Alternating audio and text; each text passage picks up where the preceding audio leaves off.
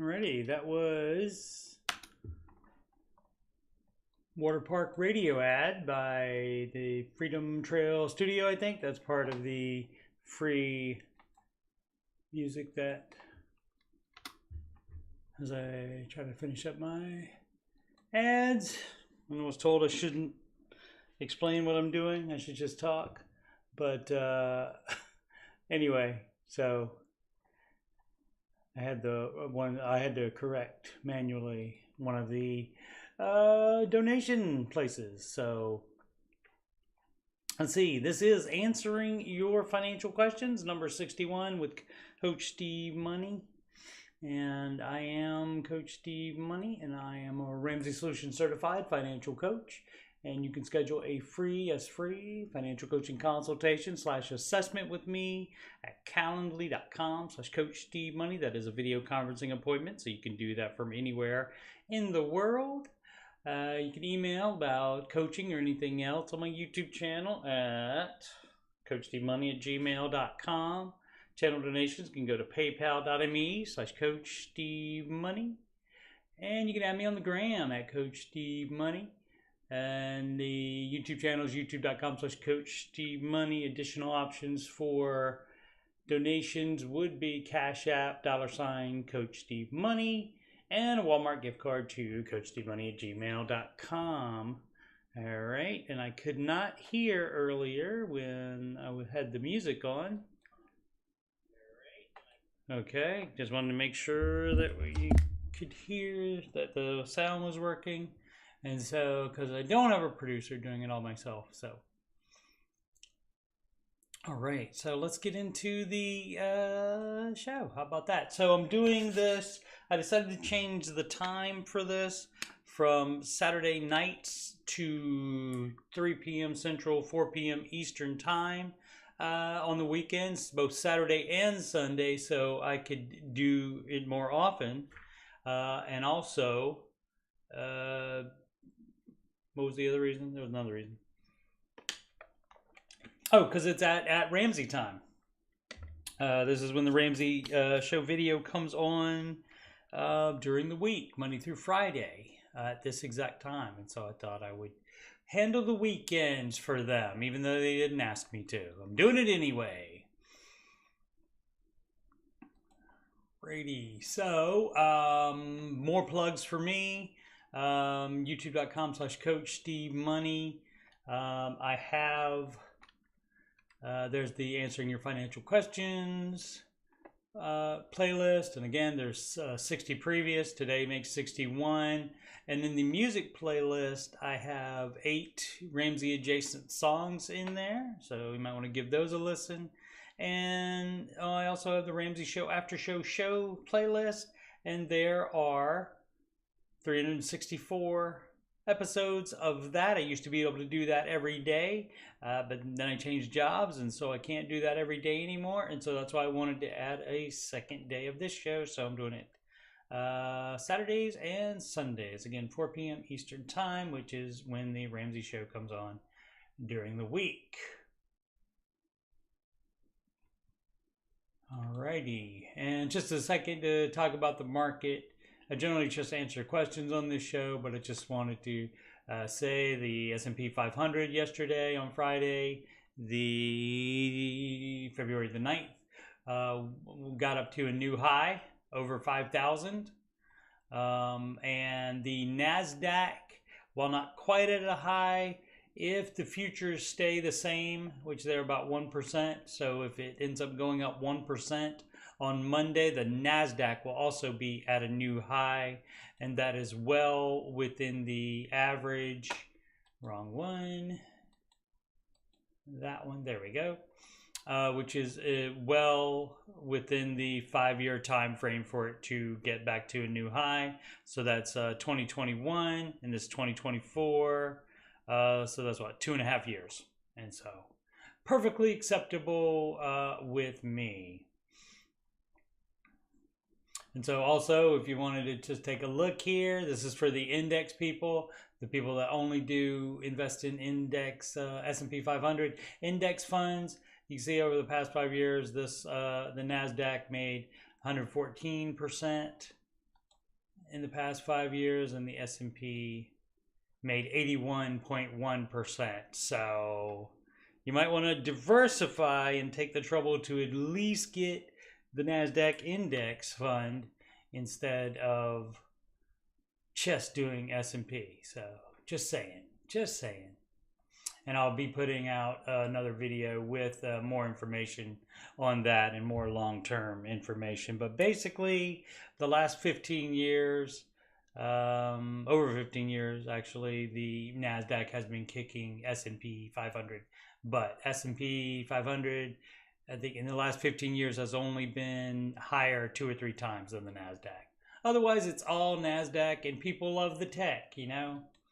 They love the tech. And so what's in the NASDAQ, and the NASDAQ and S&P do share some companies in them, obviously, but what's going to be in there is your tech companies, the Apple, the Google, the Microsoft, the Amazon, the Meta, the artist formerly known as Facebook, and Tesla. And so all of the tech stuff is going to be in there, and people love tech. And so that's not going to be going anywhere anytime soon. So just might want to consider that.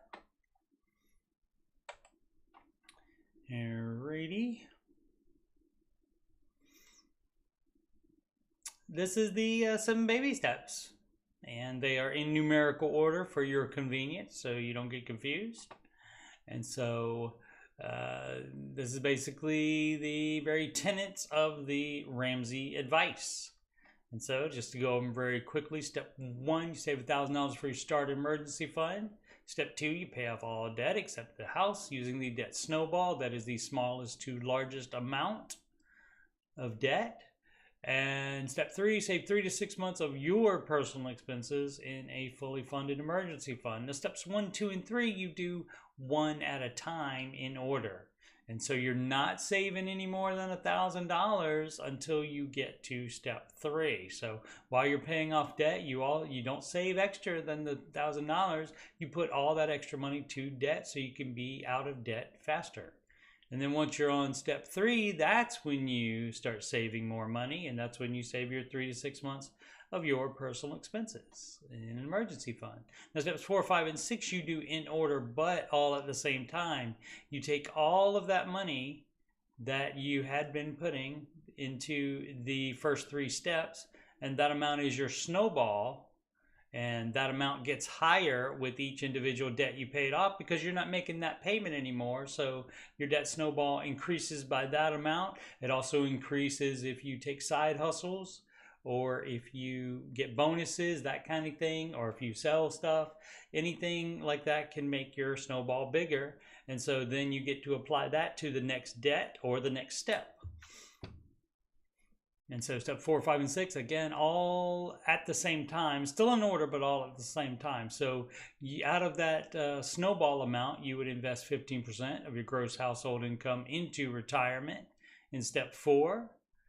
Step 5, if you have kids and you want to help them with college, that would be when you start addressing it. You don't have to save up the entire $1 million or whatever they're going to need for college by the time they are 18. You don't have to save up all that, but you do have to begin saving a little. If they're newborns, toddlers, you don't have to save that much yet. And you can concentrate more on paying off the home early, which is step 6. And so, especially if you have a 15-year mortgage and you have a newborn, guess what? That house will be paid off before they go to college. So then you will have that mortgage payment that you can assist them with college at that time. And so step 7, build wealth and give, and that is eternal. All right, so we may refer back to that during these questions. We go to reddit.com/r/Dave Ramsey. We sort by new. And the way I've been doing it lately is I go to the bottom of the list. They only have 1,000 questions at a time. And there was a time when I was doing the after show every day that I would run out of questions, and I'd have to get questions from Facebook. The Facebook group is run by Ramsey Solutions, and that is the Ramsey Baby Steps community. And so if it's another Baby Steps group or Ramsey group on Facebook, that is not run by Ramsey Solutions. This also not run by Ramsey Solutions. It's run by fans.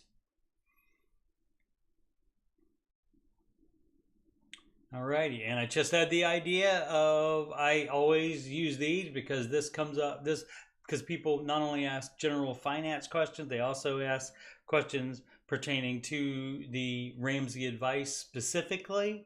But it might be fun to just go into r/finance one day. I think there's that, and like a bunch of other groups like that in the non-Ramsey specific groups, and so that might be fun to do sometime as well. But anyway, so we're going backwards, and so this from 11 days ago. Holiday reaction 2725, baby step 1.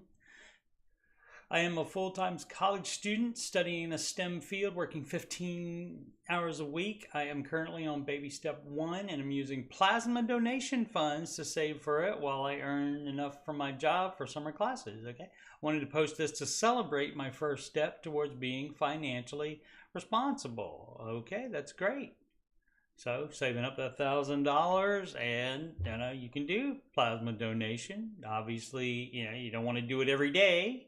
Probably that probably wouldn't be healthy to do, but within reason, doing donations like that, sure. And also working side hustles, etc., etc.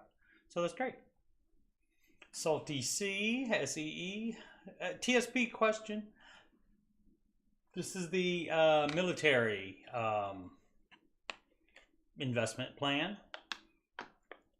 That's one of the options that they have. That's like their TSP is that's basically like their 401k.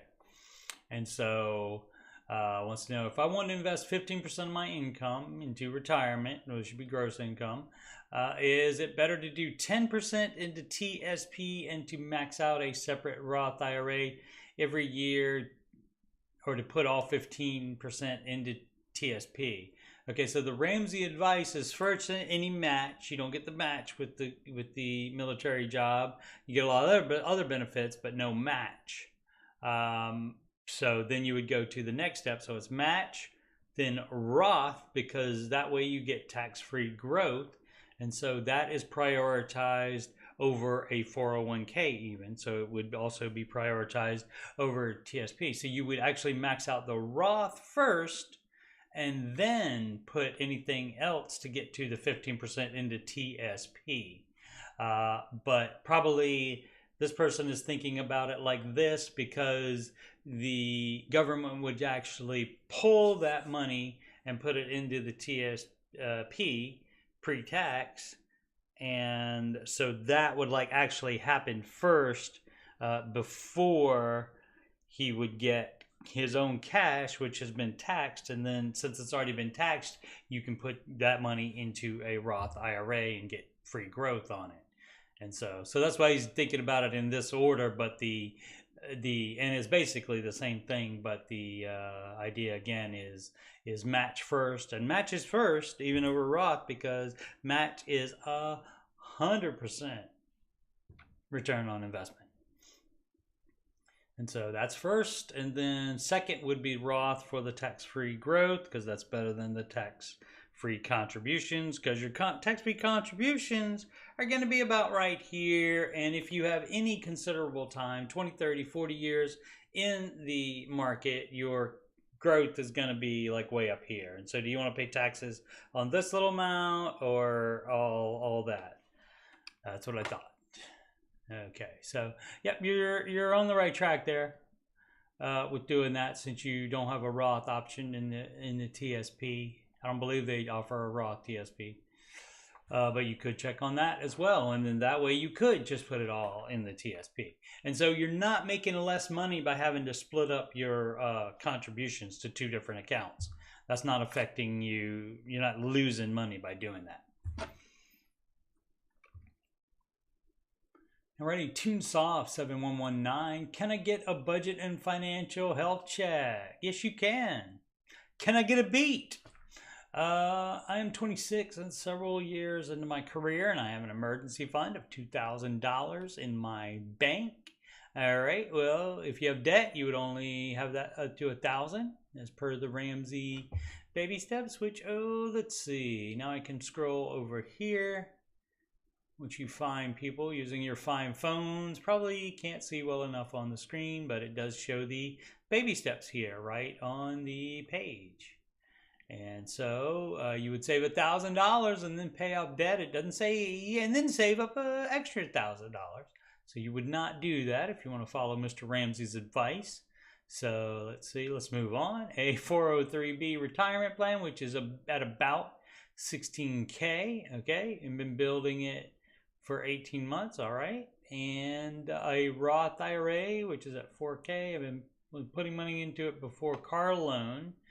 All right, some goals are to pay off my car loan as soon as I can, and you could do that faster if you took that $1,000 that you have extra in your emergency fund out, and you just had the $1,000 emergency fund, and then you could apply the extra $1,000 to that car loan.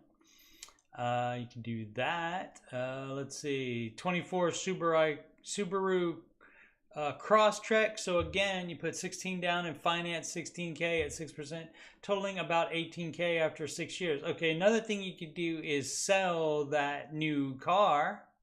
You could do that as well, and that would relocate your baby steps fairly efficiently when you get rid of that car payment.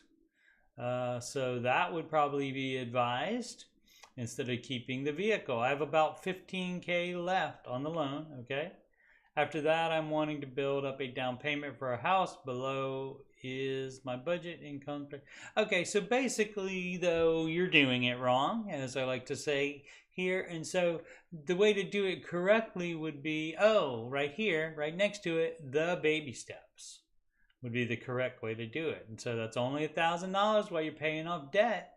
And you're not trying to do anything else while you're paying off debt except pay off the debt. And so if the car is the only debt, again, selling it and buying a cheaper used car would be the advice in this situation. So, but if this person is insisting on keeping the car, that's fine. Then you would pay it off very fast. So hopefully would not take the entire 6 years so that they get all their interest. Although car loans, it could have all the interest baked in. They could, even if you pay it off early, they could still charge you the full interest if they want. There are some loans like that. And then after that, you want to build up a down payment. Well, no, you would not do that. And you, guess what? You do not want to buy a house unless you have a full emergency fund of 3 to 6 months of your expenses. And if you're buying a house, it would be the closer to the 6. It would be 6 months of living expenses, because if you buy a house and something breaks and you call the landlord, your phone is going to ring back to you because that's on you now. So that would be the way to do that. So you're wanting to pay it off and as soon as you can, but as soon as you can, that should be also no investing while you're paying that car off. Channel all the extra money beyond necessary expenses into paying off debt, and so you would not be investing during that time. How to calculate Magi for Roth IRA. That's something adjusted gross income for Roth IRA, and you only need to do that if you are taking money out. There's no tax involved if you're not taking money out of the Roth. So if you're not like selling and taking a distribution, then there's no taxes involved. And you can also take out contribution amounts as well, without being taxed as well. So there would be no tax event for taking out up to the amount that you've contributed so far. Alrighty, the fire of Prometheus. All right, was Ramsey religious 20 years ago? Tithing post is closed for some reason. Well, they close them when the comments back and forth start getting contentious usually. If I recall correctly, 20 years ago, he didn't write about it or talk about it at all. I don't think that's true. He's mentioned religion, talked about his religion as far as back as the 90s. So what is that? That's 30 some years ago? Yeah, so Yeah, I mean, he talked about it on his radio show when it was just a radio show, pre-YouTube. He talked about it. But then maybe 10 years ago, when he managed to have many of the evangelical megachurches have a yearly day dedicated to promoting him, okay, I'm gonna think this is a hater. Hater's gonna hate. That's gonna happen. But you know, if they're watching the stuff, they're actually building him up. And the fact that they're paying attention to it, it's like, you know, if you don't like something, why bother with it at all? I don't get it. Let's see. So then you started talking about God and tithing. Is my memory correct? No. And I believe you're just trying to start some poop. Is what you're trying to do there. But yes, he was. And he often says about when tithing comes up, he says he and Sharon, his wife, tithed all the way into bankruptcy and all the way out. So you're just trying to start something, baby. You want to be starting something, you got to be starting something. All right. TX Quilter. So Texas Quilter. All right. I don't think AJ does any quilting. AJ is from Texas. Baby step 2. While tempting. Oh, not tempting. Not tempted by the fruit of another. This is temping. So a temporary job. And yeah, you would put any extra money beyond your necessary expenses to paying off debt. First, baby step 1, obviously, the $1,000 emergency fund would be first. But then once you have that, then you would be working, paying debt off. Let's see, I've been on unemployment since December and I've been in storm mode, just paying minimums. Yep, and that's what you should do if you don't have a job. I started a temp assignment that may go for 6 weeks or 6 months, according to the recruiter. I wouldn't stop looking for a full-time job while you're doing that and waiting to see when that goes away. You should not be doing that. You should still continue to looking for something that will not go away. You know, theoretically, obviously you can quit or be fired at any time from any job, but the whole fact that this is a temp assignment and you don't know how long it's going to go, I would not base your whole world for however long that temp assignment goes on that. So let's see, should I stay in storm mode and keep piling in savings or start baby step 2 back up properly? If you have a guaranteed 6 months on it, yeah, I would do that, and also line up a job for the 7th month. Line up a job that you can go to after that. I can see how both could work, but I'd like some opinions from those who had been there, done that. Thanks for your input. So if you've been paying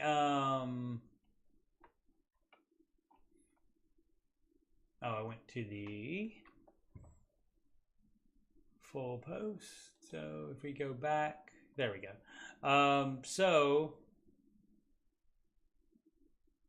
if you've been, you might want to do like a combination maybe, since again, you don't know, it could only go 6 weeks.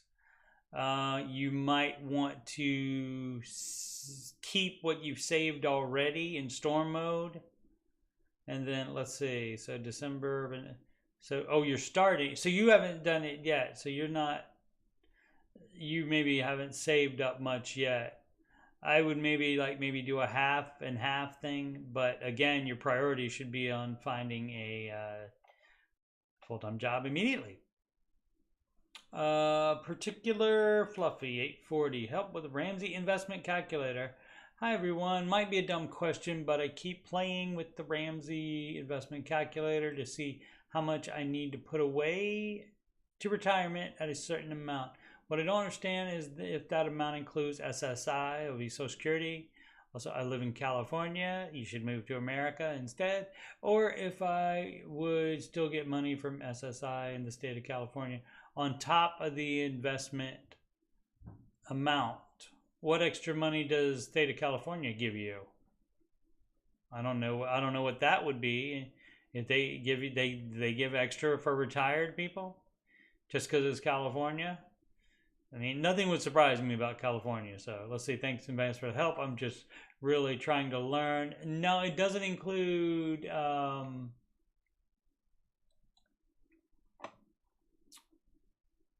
Social Security. So let's go. And the retirement calculator and the investment calculator are the same. I usually just use the investment calculator rather than the retirement calculator because it's basically the same thing. Okay, so if you are, let's say you messed around with debt and such like that, but you got your priorities straight by 30. And so then you have, if you retire at 67, I'll just leave this the default age. And so that's 37 years in the market. And so how much money do you currently have in investments? Say you start at 0. And then how much will you contribute monthly? Depends on, it should be 15% of your gross income, provided, again, you are on step 4. And so let's see, let's say this could be only $500 a month. And annual percentage, again, 10 to 12%. It's historical 30-year return. Average, and that's what we use. And we don't unnecessarily take inflation out of it because that's unnecessary again. And we do calculate, and that is $2,329,000, almost $330,000.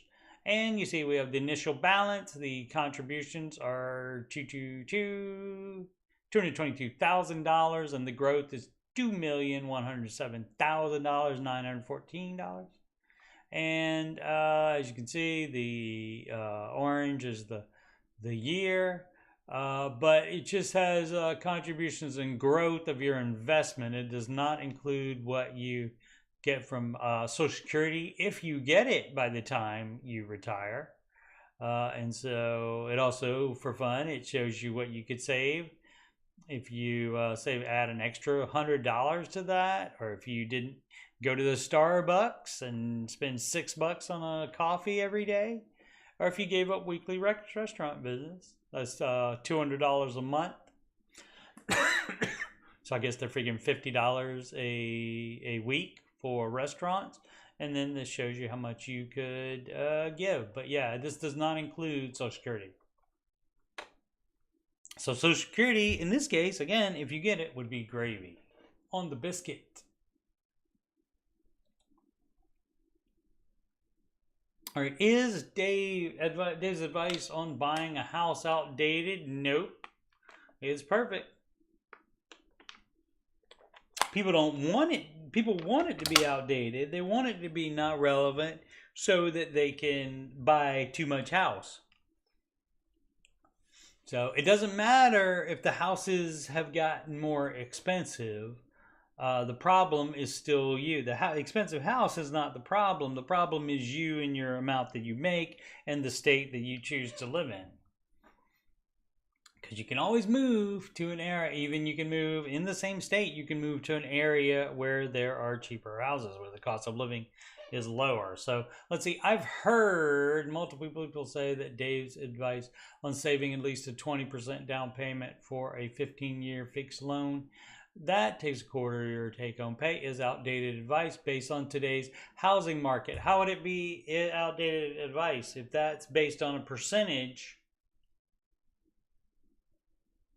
of down payment? And that reason is so you don't have PMI, which is private mortgage insurance, which is an extra fee on top of each payment. And that is insurance not for you, but for the lender in case you don't pay. So that's why the 20% is better. But for a first-time home buyer, he does say at least 10%. So you can do it that way. But also, you can stop investing while you save a larger down payment faster. And so that is not outdated. You just want it to be, again, because you want to buy a nicer house than you can afford. And it may not necessarily be nicer, but it's definitely more expensive. So as far as the 20% down payment, I know it saves you from paying private mortgage insurance. Excellent. But is that really worth waiting until you have 20%? That's up to you. If you're a first-time home buyer, he's fine with you just putting 10% down. And then is it even possible these days to find a decent house where the payment is 25%? Any thoughts on this? Yeah, you have to go by what your income is. You don't go by the house prices and, oh, I want this much of a house, but it's this much money. No, you don't start with the house price, because guess what? Some stuff is more expensive than you can afford. Sorry.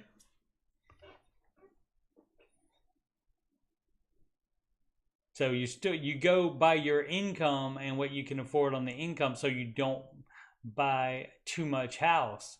And so a lot of people think they're done after they're out of debt and they have the full emergency fund and they're investing. They think they're done with the basic baby steps pretty much, but you're not. As you can see over here to the right, if you're on a big screen rather than you find folks on your phones, you invest 15% of your gross household income in retirement.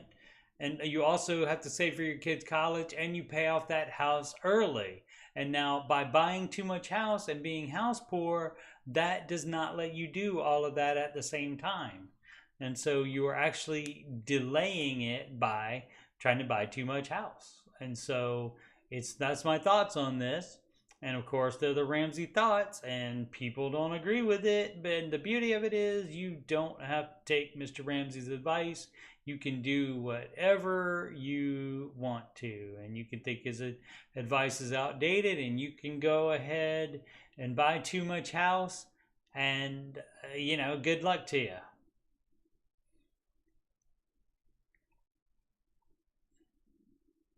It doesn't generally work out. It's gonna make it's not good. You might have a great house, but then you don't have money for anything else. So that's your choice, though. Dry-description 1526. Let's see. CP, what up? $2 million. That's right. And no increases as your pay increases. Stop investing for a short term, right? Don't stop for 5 years, max 2 years approximately. Yeah, I think Dave says 3 years you can be out of the market, and while you save up a larger down payment. CP also says don't go look at the nice big house first, right? Much like don't go sit in the brand new 50K car just to try it out. Yeah, you don't do that. You start with what your income is. You don't go look for what you like first. You're doing it wrong that way, because you have to look at your income first and then be realistic and go from that. Not, oh, let's see what's out there that I can't afford. There's no need. That's a waste of time.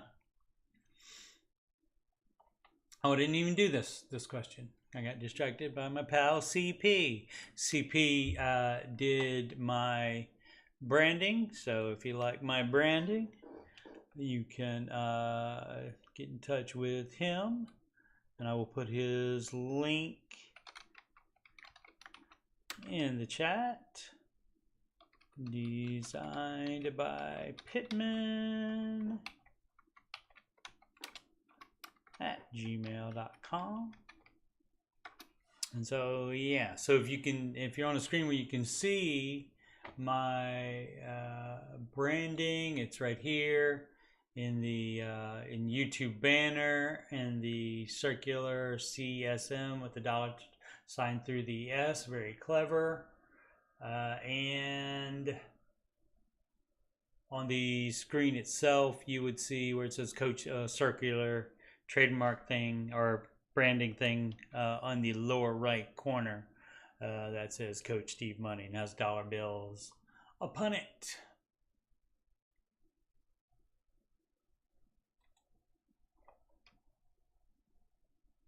All right, beginner steps for college student. Hey y'all, this is my first time posting and I just wanted some advice on where to start. I'm a college student and I'm pretty inexperienced when it comes to managing money. but I definitely want to get better. Excellent. Wanting to have something happen is the first step. I recently got an internship paying around 10K a month, and I'm really excited, but definitely I want to be cautious with the money. Incorrect spelling there. I honestly do not know where to start with any of this, and am right now just focusing on doing my work, but I was wondering if there were any steps y'all would suggest. Okay, for a college student, you're not doing the baby steps. You're just piling up cash until you graduate college debt free. So working, grants, scholarships, gifts, any way that you can do it that you don't have to take out loans. So because that's baby step 0, is where you decide no more loans ever for anything except maybe a house you live in. No residential property or rental property rather that you get a mortgage for. All business is done at the speed of cash on the barrelhead. But yeah, so that is the okay. I recently got an internship paying around 10K a month, and I'm really excited. Yeah, so you would just save all that money up. You can put it in a high yield savings account and get about 5% on that money per year. But yeah, you're just piling up cash until you graduate debt free, and then if you have to relocate for your big person job, then you would also have that money to be able to do that if there was any left over. And then that's when you start the baby steps, and hopefully that's with no debt at all during that time. And so then you can just apply the money that you have left over from the college savings to your emergency fund, and then you just spread that money as far as it'll go down the baby steps. And that's what you do with any extra money ever. You apply it to whatever baby steps you're on. Impressive low, 2808. Budget breakdown. Good morning, all. Figured I'd show my budget. Pre-tax income, $5,344. Post-tax and deductions. Okay, income, $3,520.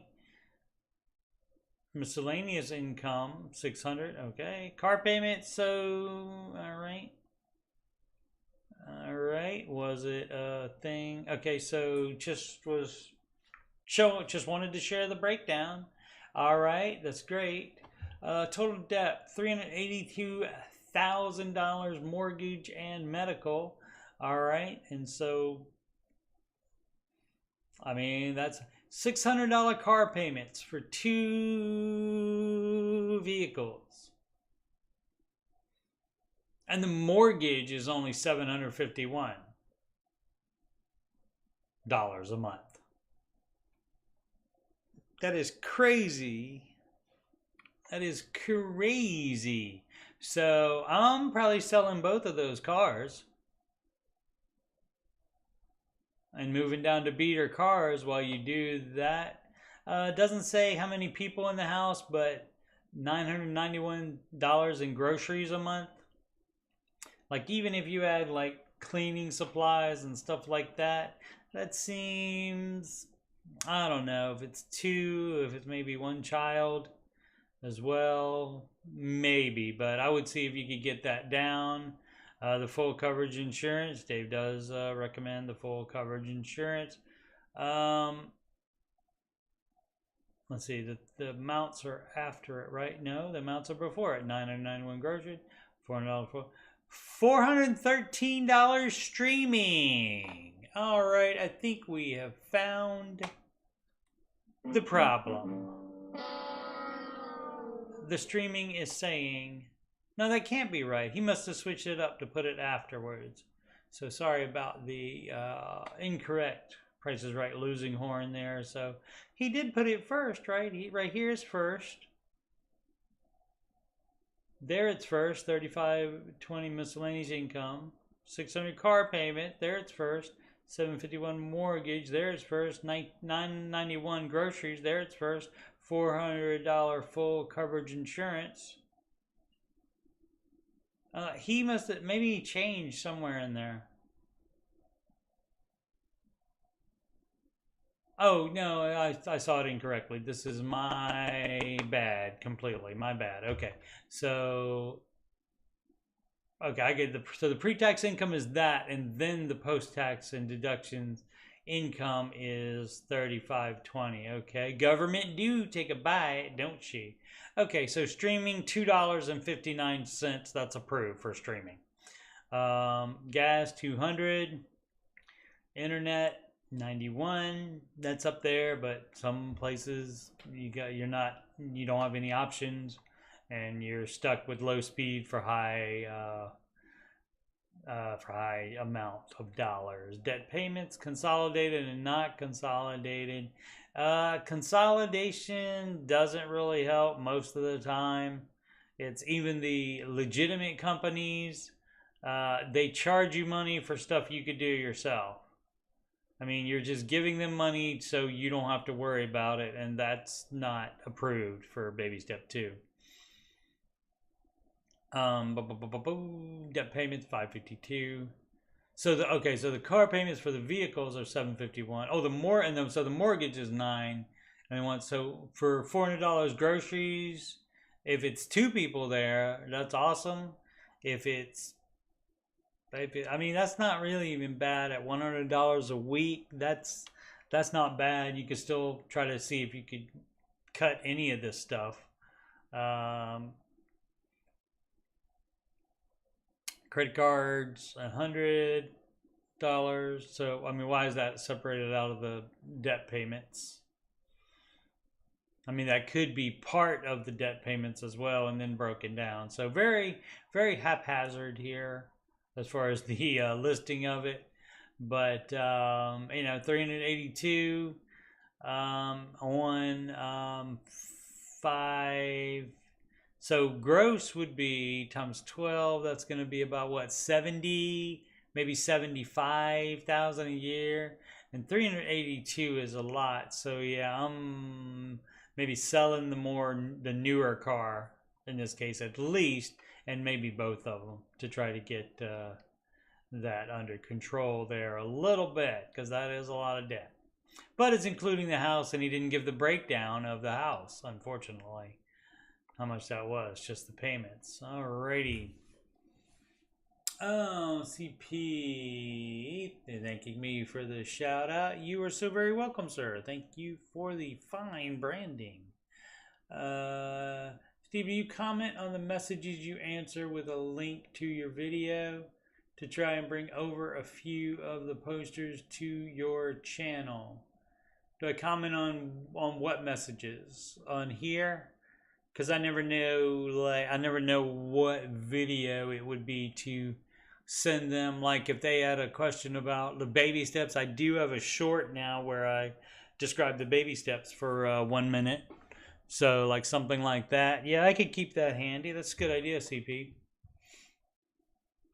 If that's what you're talking about. I don't know. Are you talking about comments on these messages? Or you're talking about like emails? Expand on that. Expand on that, CP.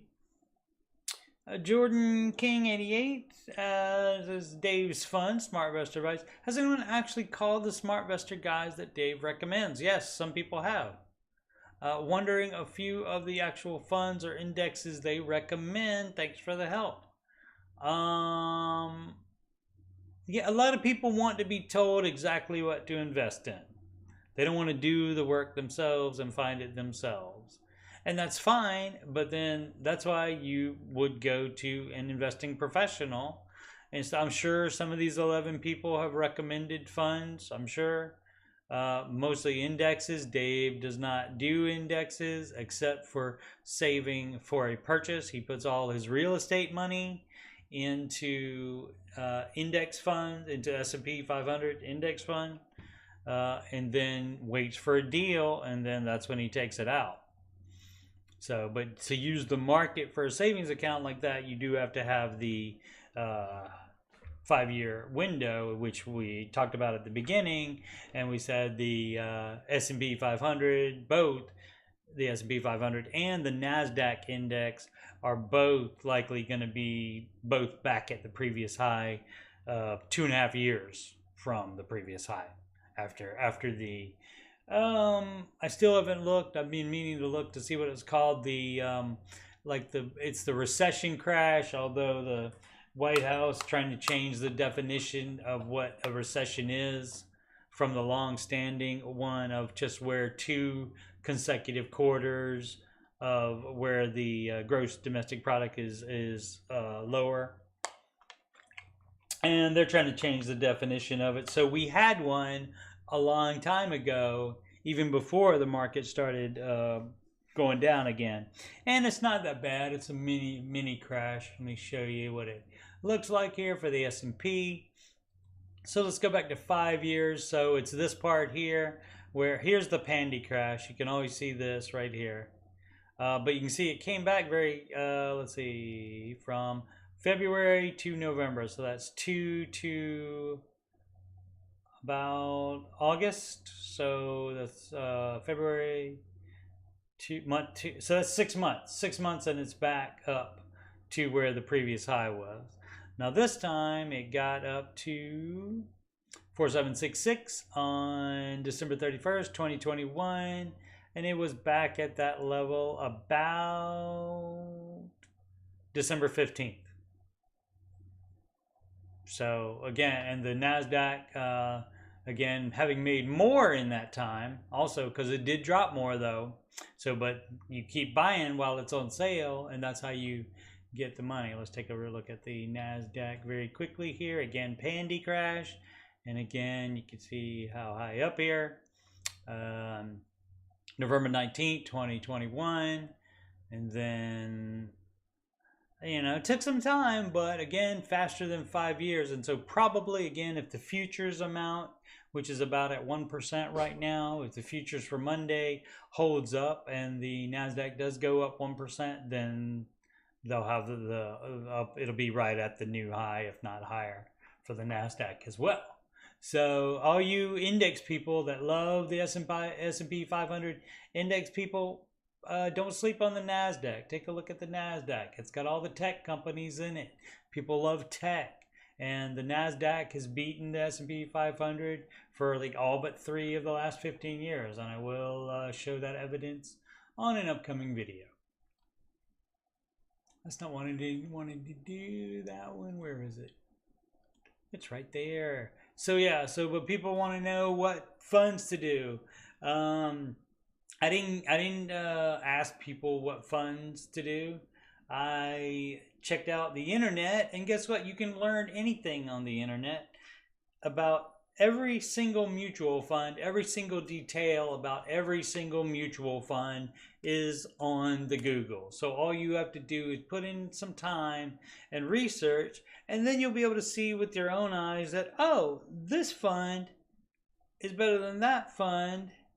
And there's a bunch of these managed funds that are better than the index, even after you take out the difference in the expense ratio. A lot of people obsessing about the expense ratio, and that's why they do index funds. The expense ratio is 0.3% different in my managed mutual fund than a NASDAQ index fund. 0.3%. So, and it made 7% more in the last year than the NASDAQ index even. So, and even more than the S&P index. And so to make 7%, I will give up 1/3% in expense ratio.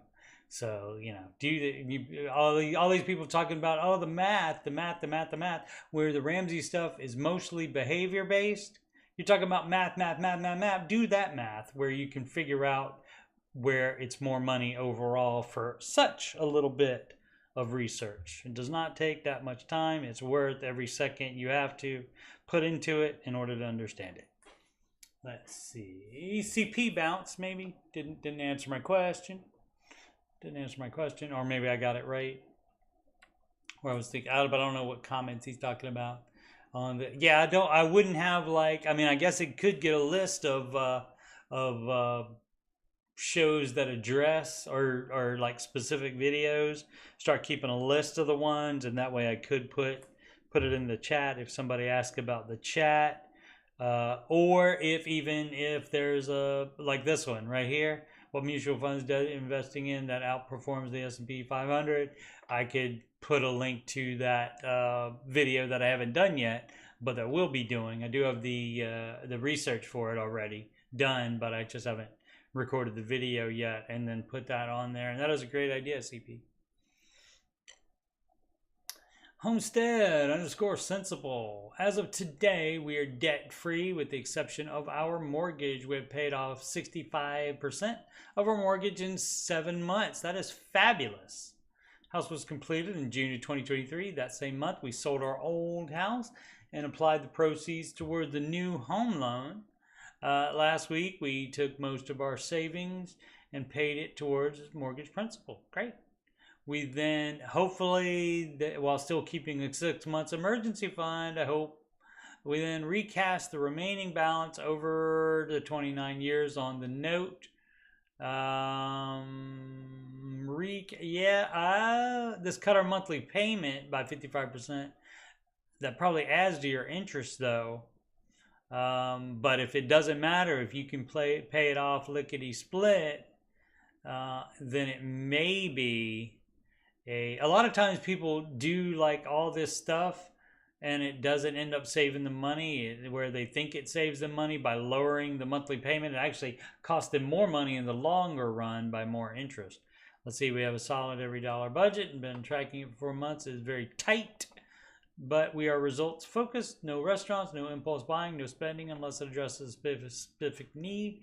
All right, so that is great, except for Dave's not a fan of recasting, so I don't get what that does other than maybe cut your monthly payment because you're recasting it, so you're making it another, you're doing it, you basically recast it into a 30-year mortgage. And so I don't know why you would do that instead of just pay it off faster.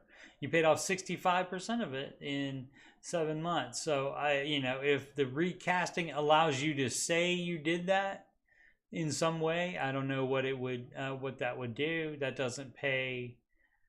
I mean, you paid most of the savings and paid it towards mortgage principal, and then recast it. Recast it is just, and recasting isn't free. I don't think the bank charges you for that, so that's more debt, or not more debt, but more fees and interest, and then you say just cutting the payment. So I would need to know what that actually saved you, because having a 29-year note, 30-year note, having anything over than a 15 is not the Ramsey advice. So I don't know what you're talking about there, about why that would be. Let's see, 17 comments on it. Not going to wade into those, so it's fine. Seems to be doing well.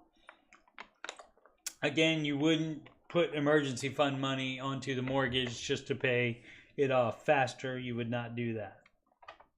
Because you got a house, you may need that full 6 months emergency fund. I had a Wells Fargo credit card go into collections. This is Corbett Knopf, K-N-O-F-F. Go into collections almost 7 years ago. Should I pay it off or wait for it to drop off at 7 years? Let's see. Let's dig in here. I had a Wells Fargo credit card go into collection almost 7 years ago. Okay. Same thing as the title. It was one of those cards where you pay $500 up front and you get a $500 limit. Okay. I paid it off in time every month, and eventually I was given my $500 back and got a higher limit. Eventually I ended up not paying it off, and yeah, see, that's what happens.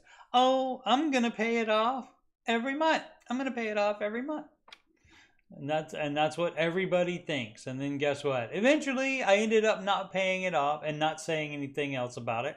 And it went to collections. It's almost been 7 years since it was reported, and I was wondering if I should pay it off. Yeah, you ran up the debt, so pay it off. Yes. The reason I ask is because I've heard that some credit cards companies decline. Yeah, well, you wouldn't pay it off because so you do anything good for your credit, or as far as getting another credit card. That is not the advice at all. So obviously you're on your own if you want to do that. That is not Ramsey advice to do. It is Ramsey advice to pay off debt if you take it out, even student loans, which, you know, to me, I didn't go to college with you because you took out that student loan. So that doesn't do me any good. And so why should my taxes go to remove that student loan from you? It shouldn't. You signed on the dotted line. So you need to pay it back. Learning Finance 1. Would it be ridiculous to keep our 85K vehicle during our debt snowball? 2001, 2002, 2003. Yes, it would be freaking ridiculous. Absolutely, it would be. My wife and I are working through our debt snowball. We started at over 700K 2 months ago. Now it's 660K-ish. Okay, so that's 40,000 in 2 months. So that's good. And I'm on track to be completely done in 34 months. Assuming we do not sell anything. All right, both in mid-20s, still babies, and live a pretty active lifestyle. We enjoy lots of outdoor stuff, motorsports, camping, and do a lot of towing. All right, last year we bought a brand new diesel 3500 to accomplish this. We love it, but are considering sell it to accelerate our payoff. It's currently worth about $85,000 and we still owe 58K on it. We also use, all right, and the first, clicking on purpose to see the rest of the story. We can also use this to help with our side business, but own another older truck that could take its place, would just be less comfortable / reliable. Yeah. Again, yeah, it would be ridiculous to keep that. Our current household income is in the low mid 300K range before taxes, but we strongly believe it will grow in the coming few years. Would it be ridiculous for us to keep the truck at this point? Yes.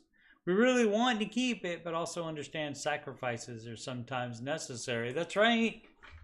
So the Ramsey advice is going to be to sell that and be debt-free much faster, and then you can save up money to buy another one if you're willing to hand over the 90K or whatever it'll cost to buy a brand new one, which you also shouldn't do unless you're a millionaire, and so you shouldn't have done this anyway, regardless of how much it costs. No new cars unless you are a millionaire.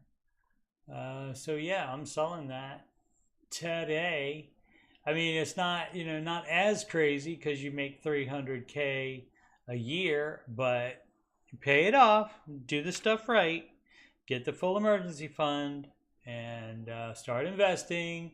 And then if you want to save up for it, knock yourself out. 4 Walls question. Heavy as the crane. I never watched the Crown series, but I hear they say it. The crane in there, like CRAIN. I don't know if that's true or not though, but that seems something like the British would do. So tonight, Rachel and George were on and mentioned insurance falling in the 4 Walls. Yup. I thought the 4 Walls were mortgage, rent. Yeah. I mean, insurance is baby step 0. So it's part of it there. So, I mean, that could be, I don't think I've heard of them include that before, but that's still something you should do, baby step 0, along with the 4 Walls, which are shelter, so you got it, mortgage and rent, food, which is the groceries, the gas for car is not, but transportation is. So it's not you're like making it specific where it's not, it's less specific. It's just transportation, shelter, food, clothing are the 4 Walls. And of course, my pal Sid likes to throw in internet as a 5th wall there. And so, yeah, you can certainly do that. But insurance is part of baby step 0. And again, forthcoming baby step 0 video, the missing baby steps video, which is baby step 0 and 3B, which is 3B is down payment for a house. So let's see, but does internet or phone count? And so the utilities, it would be like, those are just expenses. So that's not necessarily part of 4 walls. Like obviously air conditioning and heat would be. If you're, live in a really hot area, you got to have air conditioning. If you live in a cold area, like my pal CP does, you got to have the heat. So it's kind of a gray area there, but they're not part of the 4 walls. I could see how insurance was a necessity, right? But what about medical? Yeah, all of the insurances are baby step 0 is the answer to the question, and that will be addressed again in that upcoming video. Just gotta have the time to do it. Stupid Debtor 24. All right, that's fun. That's a fun username. What would Dave do? Flair. Made some stupid mistakes with debt, haven't we all? With debt and with otherwise life. With life otherwise. Now earning a higher income and looking for advice to pay off my debt as quickly as possible and incur the least interest. All right, let's see what's up. Oh, excuse me. I don't know, I'm yawning. I got 11 hours of sleep last night. It was glorious. Good afternoon. About 2 years ago, I was in my early 20s, still just a baby, so great time to make mistakes and already be learning from them. That is fabulous. Just out of college and was making about $50K a year, and unfortunately thought I had more than I did when going out with friends. Yep, having a bit of a gambling issue. At the time, and racked up some debt on a few cards. Obviously now I realize what mistake I've made and am trying to get them paid off, and it's a huge weight on my shoulders. I slowly got some raises throughout the past couple years, but moving out from my parents kind of made them moot. Right? Because then you don't get the benefit of living at home. Going to the full post.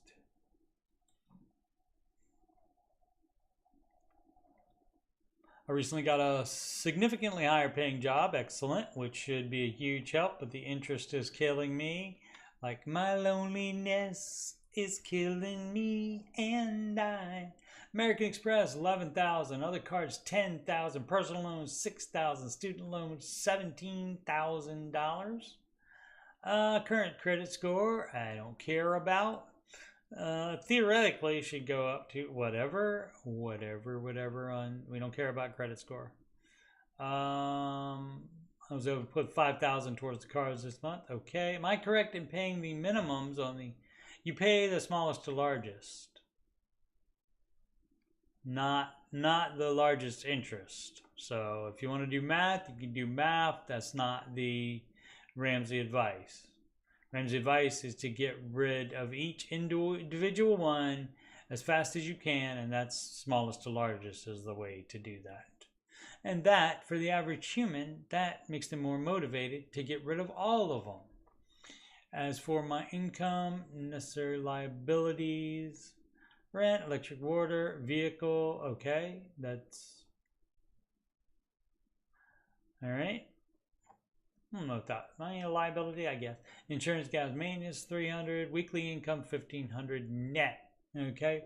Other than those larger expenses, I never really had a budget and may do a budget, which I really need to do. Yes, indeed. That way, you don't just spend whatever on it. That way, you're paying attention to, oh, this cost this much. I did not know bread. I did not know I ate, $50 of bread in a month. That's probably excessive if you do that. So don't do that. And honestly, getting paid weekly makes it a bit more psychologically difficult. No, you did all the math for the percentages, so don't play that game with me.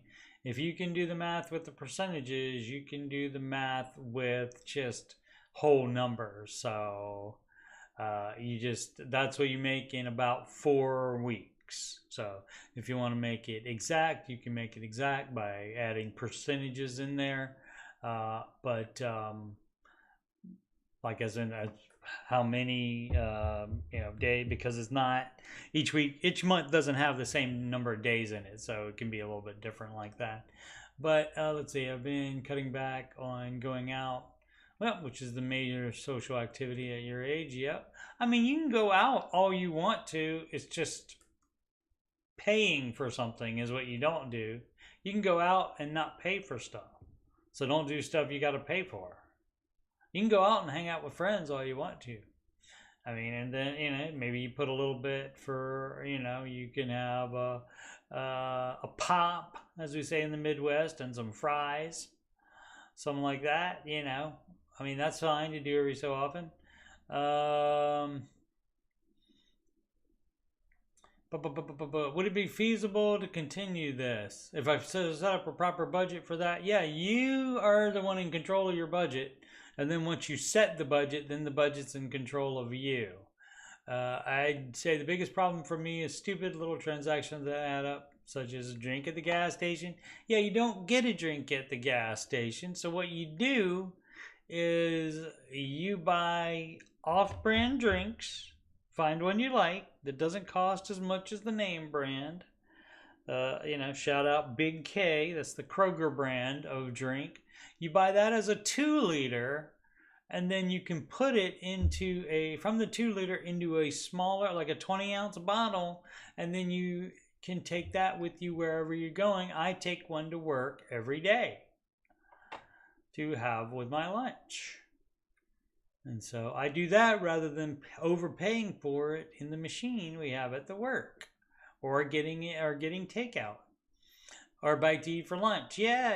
It's more than just a bite. Hopefully, as much as it costs, it better be more than a bite. Better be a lot of yummy, yummy bites. But yeah, when you're paying off debt, you don't do that. Do you have any tips on creating a good working budget? Yeah, you take all the unnecessary stuff out while you're on baby step 2 and paying off debt.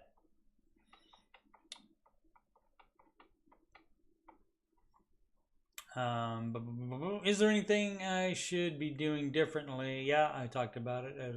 Are there any other changes I could apply? Yes, a ton of them. So the cash vehicle, that you're not having a car payment, that part's great, but you got to pay off the rest of the debt. Get it done. Got the higher. Basically, this is Dave's advice here. You behave as though you never got that higher paying job, and you live like you did on the older salary, and you put every cent of the extra money to debt, and then it'll be done faster, and then you'll be in a much better place.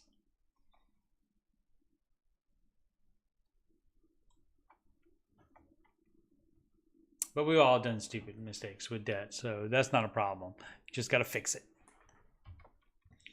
Oh, what time is it? Alrighty, probably do 2 hours, and then the Ramsey show video goes 2 hours. So normally I'll probably try to do that at least an hour and a half. Chaotic neutral _87 settlement.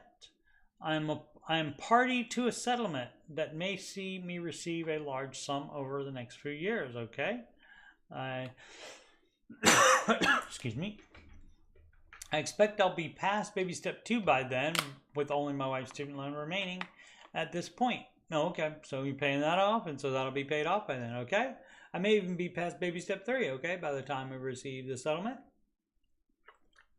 My question is, would it be better to take a large chunk of it to go towards my mortgage, or should it be a ratio between school, retirement, and mortgage and spending?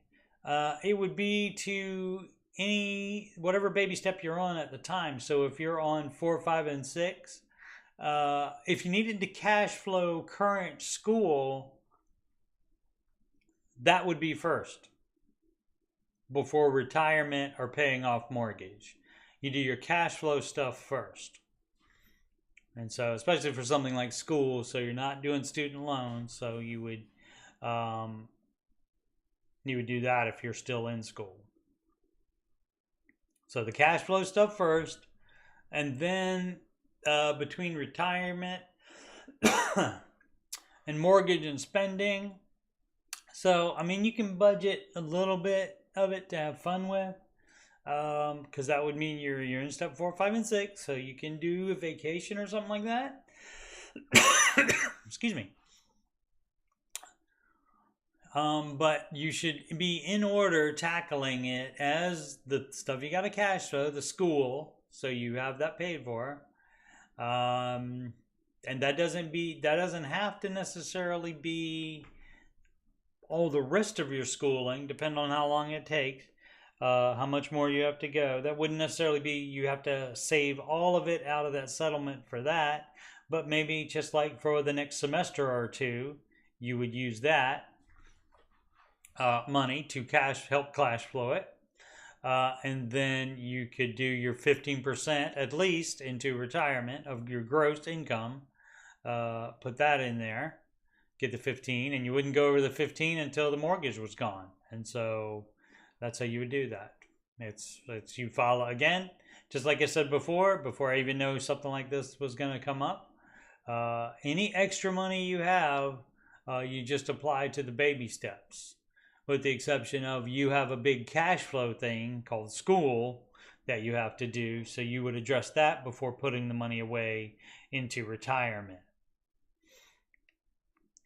So the only exception would be if you have no problem cash flowing it without that settlement money, and then you could put the 15% into retirement and then all the rest of it on the mortgage, and maybe, budget something fun for spending a bit of it as well. And that is fine in baby step 4, absolutely. Matt Waste 6621, why is there so much negativity on this sub? Well, let me break it down for you. This subreddit is on Reddit, which is a website, which is on the internet. I don't know if you noticed about the internet, but there's negativity all over the internet, so shouldn't be a shocker. So let's see why this person is upset. House prices go up and house prices go down. That's right. It's a market. Yeah, it's unfortunate right now, but eventually things should correct. Well, I mean, that's the wrong attitude as well, too, thinking you know what the exact price would be. And so you say, oh, well, it will correct. Maybe this is the correct price.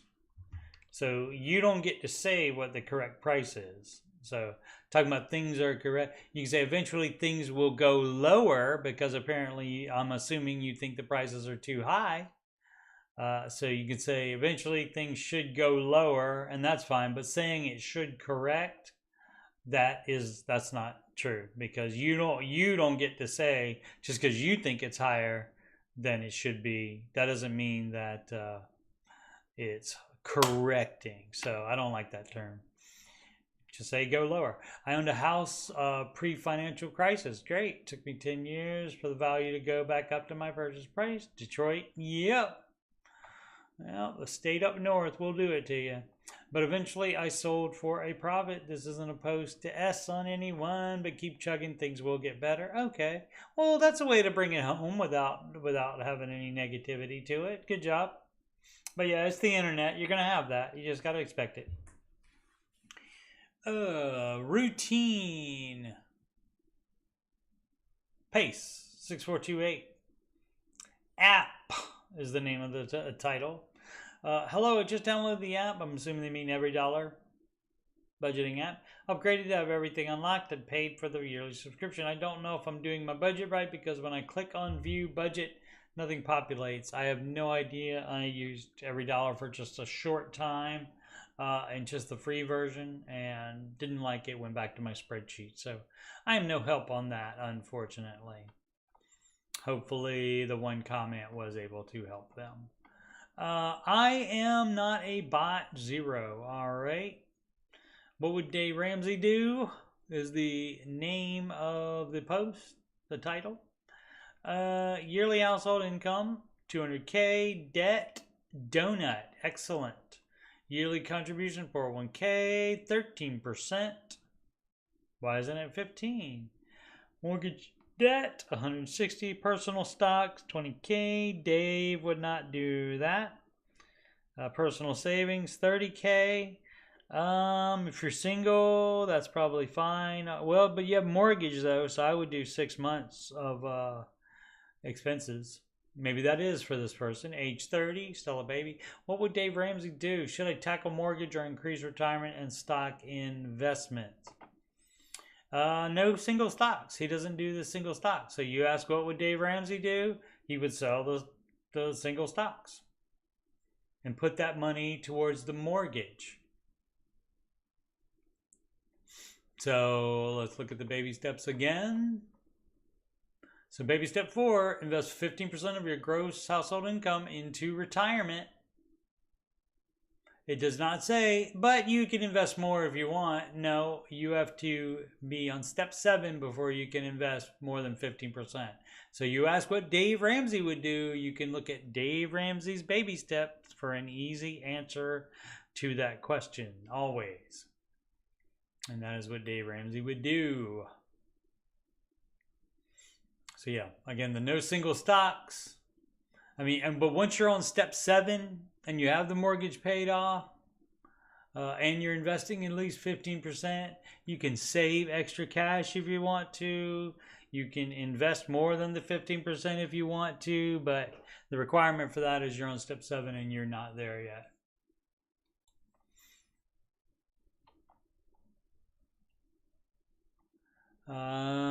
Forsaken ad 5159. We have done it. We did it. We did it. We did it. Lois Ema, we did it. Little Dora the Explorer for you there. Baby step 1. Baby step 1 complete. Dave telling the truth when he said he's seen people who make 6 figures a year get emotional when they have saved $1,000. Yeah, because if they haven't ever done that ever, absolutely, that would be amazing. If you've never saved $1,000 ever, even if you make 6 figures, and you get, obviously you get pretty big stack a month, then, but you've never saved it. It all goes out the door. You spend it all. I'm not embarrassed to say that this has happened to us. Great. So excited to get the snowball rolling. The snowball gets started this month.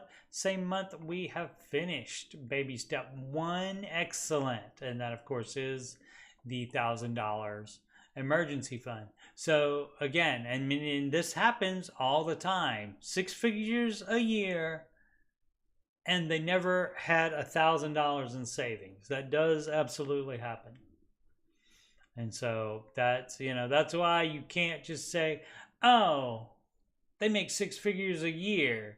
Now, if I had that much money, I could easily pay my expenses and my debt off.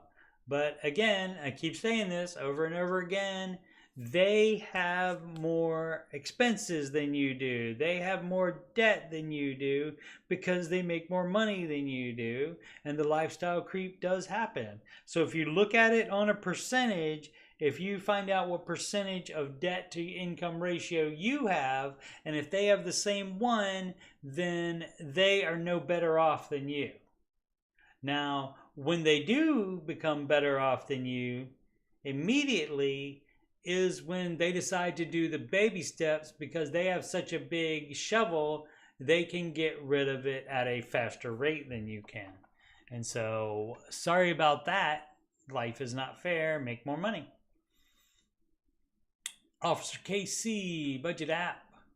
Is there a preferred budget app for this community? Yeah, Ramsey Solutions has the Every Dollar budgeting app. My New Year's resolution was to start paying down debt, and I think I need a lifestyle change to do it. Yeah, because lifestyle costs money. Lifestyle doesn't have to cost money, like my lifestyle doesn't cost money.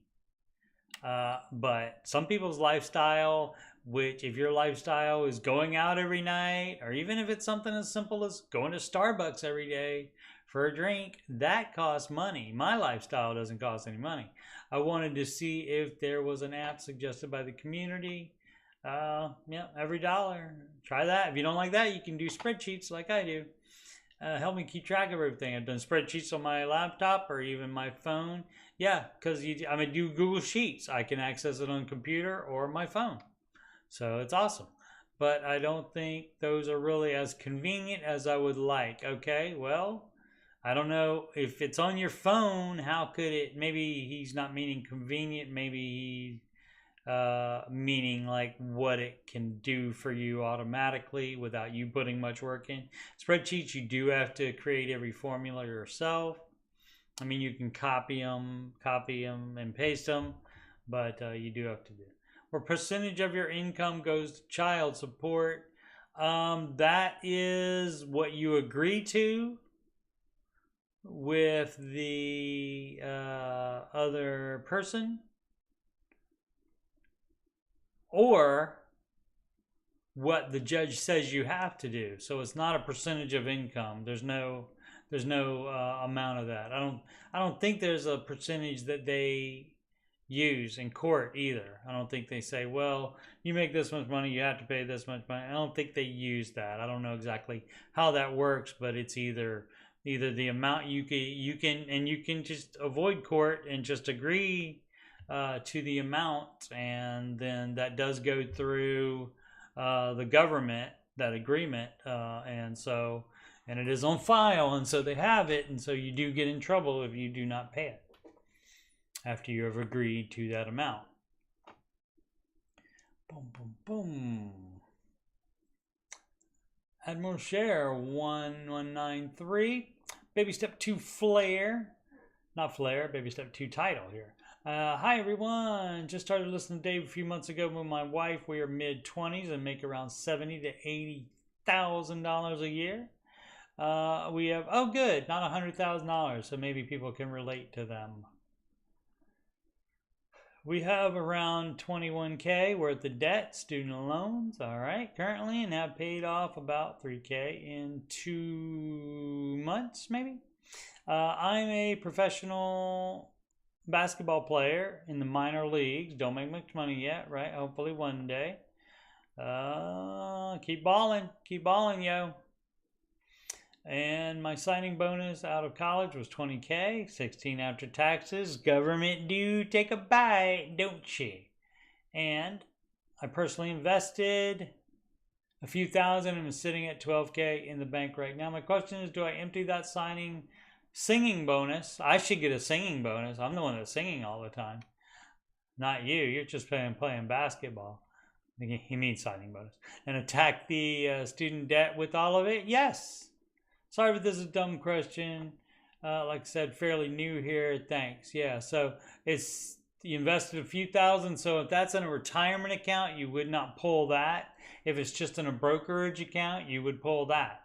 But there's 12K in the bank. Yes, you take any savings down to $1,000 and you would apply anything else to the baby step you're on, which in your case would be baby step 2 to pay off debt. And that is not, sir, a dumb question. I have had my share of dumb questions, but that is not one. Welcome aboard to the baby steps. Late _ assistant _ 5621. Carlone is the title. H, I just probably supposed to be high. I just completed the baby step 1, the baby step 1, like the Ohio State University. Now on baby step 2, excellent. I have 8K on a personal loan and 38K on my car loan. The car could sell for 25 to 30K. On my own are like 20K in a dealership. Right, which is why you don't take it to the dealership, because the dealership, if you involve the dealership in buying or selling a vehicle, they will take a bite of that. Just like the government do take a bite, dealerships take a bite as well. So that's why you do private sale, because it's more money for you, and less money for the buyer, more money for the actually more money for the buyer and more money for the seller as well. both. Question is, once I'm done paying the personal loan, how should I attack the car loan? Every cent available on baby step 2. Every cent available, other than you should already have the $1,000 emergency fund, baby step 1. And now baby step 2 is smallest to largest using that snowball method. None of your money goes to anything beyond expenses, necessary expenses. Let's put it back on that. So not the unnecessary expenses, but just necessary expenses. After that, every other cent goes to debt. If I sell it, I would still owe a lot on it, and I don't have another car.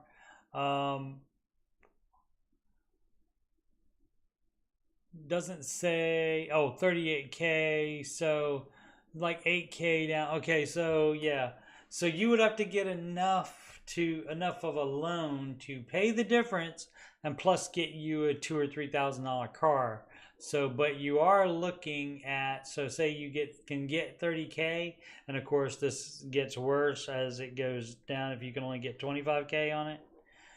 So you can get 30K, you owe 38, so you need $8,000 to pay the, let me do it on my fingers, so $8,000 to do that, and then to make a nice round number, how about a $2,000 car? So that's a $10,000 loan that you would need to take out. And Dave is fine with you doing that if it gets rid of a $38,000 loan. He's fine with you taking out a $10,000 loan that helps you get rid of a $38,000 loan.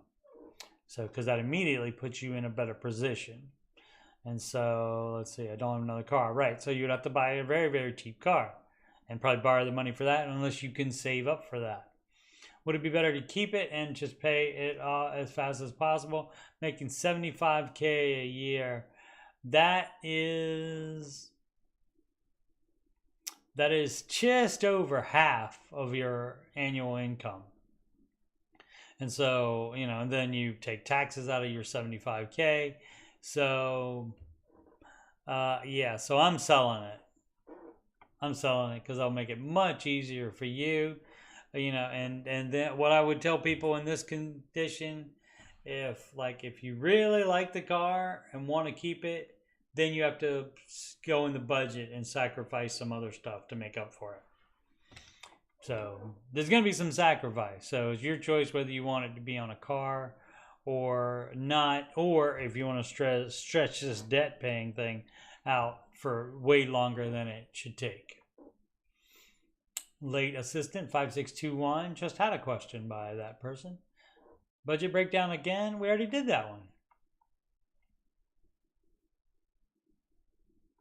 It was on there twice. Well, I guess they posted it twice.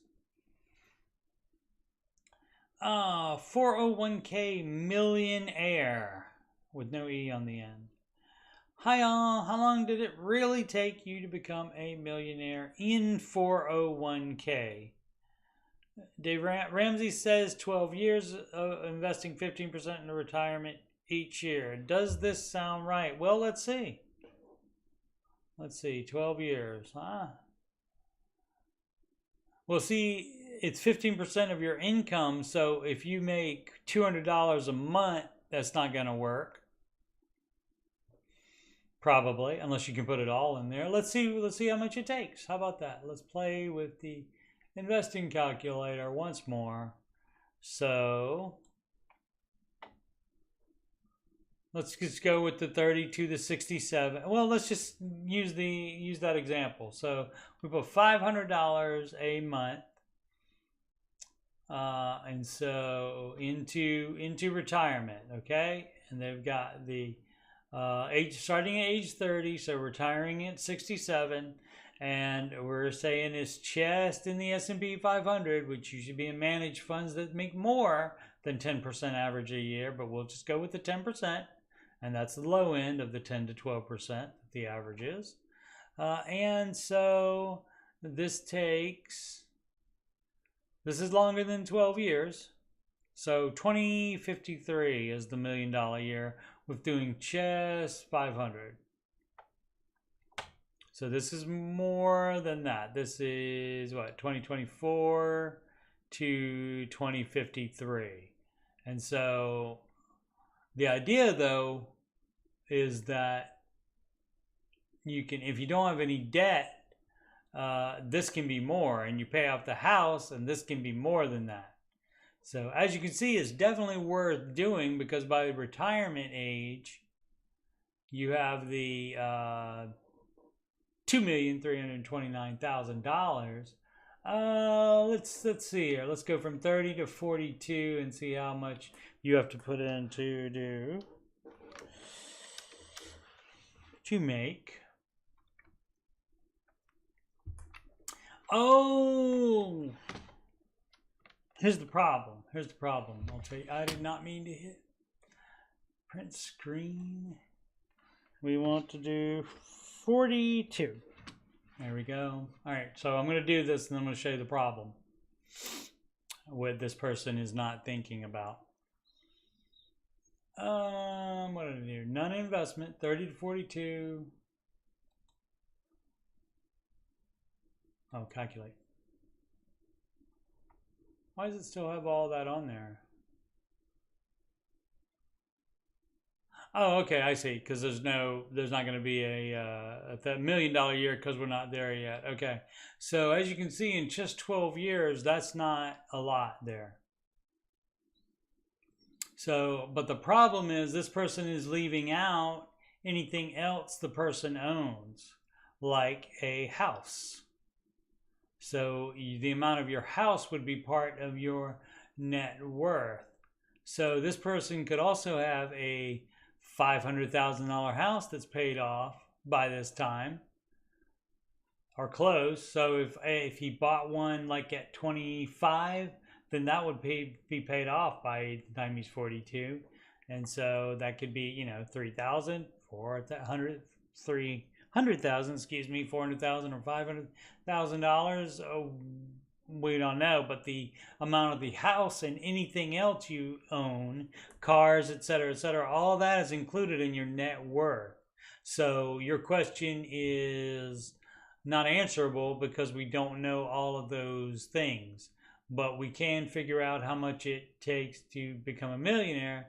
Like I said, so we put this back up to, darn it, did it again. 67. Then you can see it was, but this is doing only, this is starting at 0 and only doing $500 a month. Calculate. Did I not change? Oh yeah. And so this goes back up to, so this, you can see the $1 million year is 2053. And so that is 29 years at that rate. And so let's just see what it would be. Let's do 2,000 a month, maybe. And so this would be net worth with chest, the 401k. So that is 2040. So that's still, that's closer. That's 16 years. So if you do maybe 2,500, that will get you there. 2039. Nope. 2,700. Let's try that one. I can't calculate. 2039. That is 15 years. Okay, so let's go all the way to 3,000.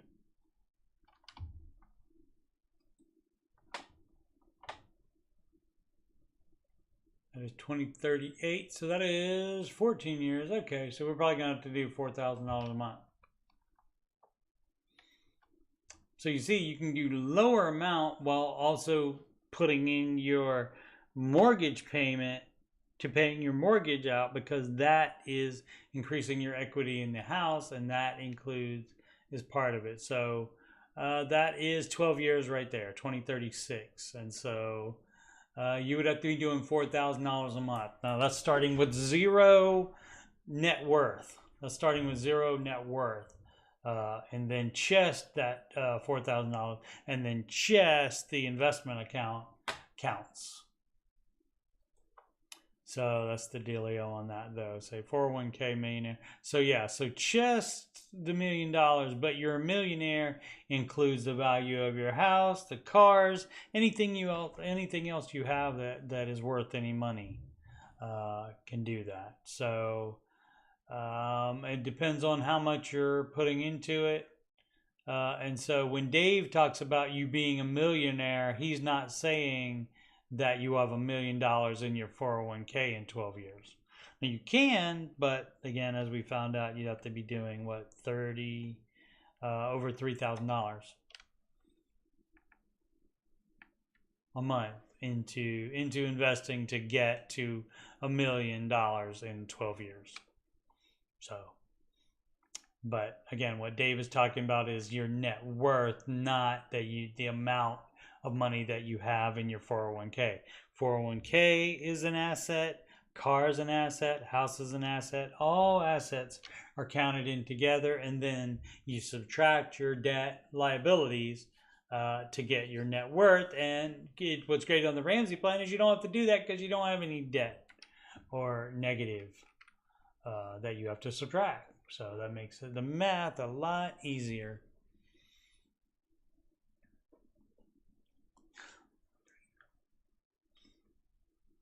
You can go about 21 more minutes and get a nice 2-hour show on the first one. No, actually I did it last Sunday. So this is the second one, but that's what we're doing now. We're doing it at Ramsey time, except on the weekends. The Ramsey group, Ramsey Solutions, take care of it during the week. That's great for them. But when they are off on the weekends, I'm taking care of it. Dill Pickle 171. 2023 Jeep Gladiator with 5,500 miles has positive equity according to Credit Karma. Okay, and Credit Karma says I have positive equity in brand new vehicle. Would it be worth it since I haven't had it long to trade it in for the updated 24 model? No, it wouldn't. We don't do that stupid crap here. You shouldn't have a new car unless you're a millionaire. If you're a millionaire, knock yourself out. And then you would just, you wouldn't trade it in either because you're not going to get as much from the dealer for that 2023 Jeep Gladiator. You would do a private sale on that and get more money. So, but regardless, not following the Ramsey advice is that person. Jedi Fed, a frequent poster here on the Dave Ramsey subreddit. And why is that not going away? There we go. All right, filing e-fund, okay? Filling e-fund, not filing. Filling e-fund, okay? Currently at 5.7K in the emergency fund. I still have 2 bonuses that will be paid out in March. Cool, plus my tax return, cool. Just $300 short of 6 months of savings. Okay, great. And we are more than half filled to get to, okay? To get to 5K, okay? Bonuses are roughly 3K together, and taxes will be something like 7K. Is there more for this? Or they just want to tell us? Sometimes they just want to tell you.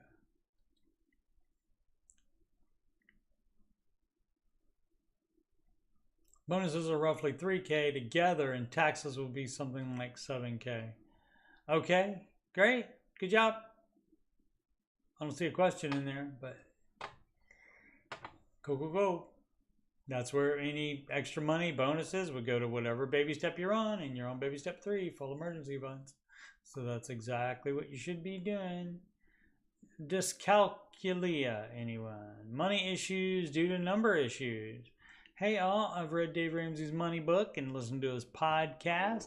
While I don't agree with everything he says, he knows way more about money and how to handle it than I do. Okay. Big of you to admit. My big question is, does anyone here also have dyscalculia, I think is how that's pronounced. And have you figured out a way to budget and save? Numbers are incredibly difficult for me. When I look at sums, they mean nothing. Things. I'm sure there's things you can do, just like with dyslexia.